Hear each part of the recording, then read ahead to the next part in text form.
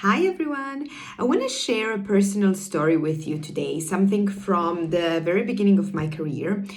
This was actually my first kind of real job, and I want to share some insights with you because I think it's going to be very helpful to you, and I want to explain why am I sharing that with you in a moment, okay?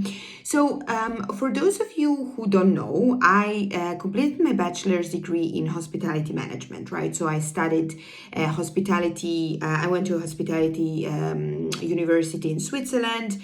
I finished it, and upon finishing my university, I got my first job in Munich, in Germany, where I worked for one five-star hotel in food and beverage. Okay, so for me, it was kind of normal that after my university, I will need to kind of start somewhere, right? So I accepted the offer and I started working food and beverage. It was a really nice restaurant, right? One Michelin star restaurant as well. So I thought it would be a great kind of starting point for me to then develop myself later on in the career in hospitality management. Okay. Now, I started working there. I was very good at what I was doing. I even got an award as one of the best employees in the team. Everything was nice and beautiful, but I didn't feel happy there, right? Like I knew that this is not something that I want to do long term. I considered that as just as a stepping stone to moving later in sales and marketing because I was very interested in getting into that field. But kind of the time was passing, the days turned to weeks, weeks turned to months, and I was like, I'm still kind of doing the same thing. I spoke to my manager. The manager was, you need to wait, you need to be patient, you need to do this, you need to that. And I was like, okay, so I decided to wait a bit longer. But then at some point I was like, I'm not going to wait anymore. Okay. So what I decided to do is I decided to go and talk to the general manager of that hotel. Was it an easy decision for me? No, it wasn't. I was 20, 23.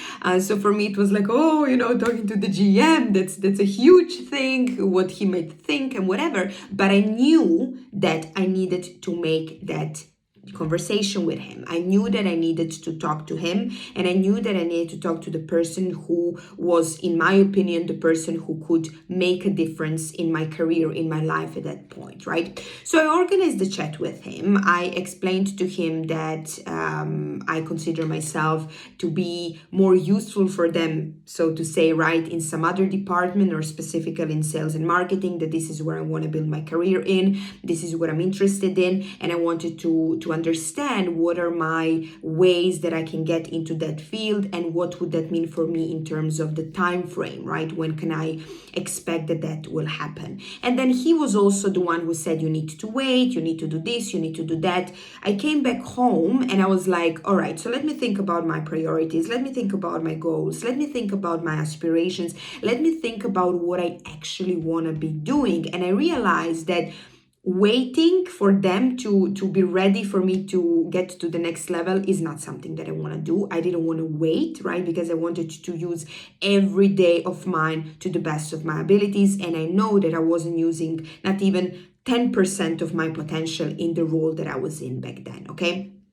So that then opened different views for me. I started working for one private university in Munich, after which I got an opportunity also to enroll into MBA studies. So I did that. I went into education. I went into consulting, right? I started as a part of my job. Also coaching was a big part of it, big aspect of it. Then I moved to recruitment and so on and so on. My point here is you need to have those difficult conversations, all right? These difficult conversations are essential to your growth and development. If you are currently in a situation where you aren't happy, that doesn't align with your goals, that doesn't align with your aspirations, that you know that you can do more, that you know that you can give more, be more, and contribute on a much larger scale, have that conversation. Nobody is going to have it for you. You are the one that needs to do it. All right. So trust in yourself, believe in yourself. And if you aren't happy with where you are, you can change that, right? You don't have to stay there forever. You don't have to be doing that. You don't have to, right? The only thing you have to really do is fight for yourself, fight for your dreams, fight for your career, fight for your happiness, right? You deserve that. You own that to yourself.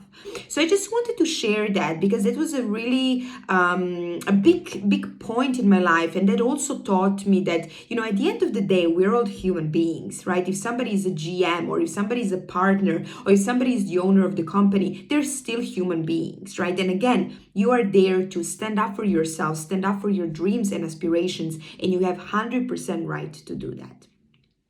So let me know, have you been in such a situation before where you kind of had that difficult conversation, stood up for yourself, and realized how much that paid off for you? I would be very interested to hear about that. Feel free to share, and I'll talk to you very soon again. Bye bye.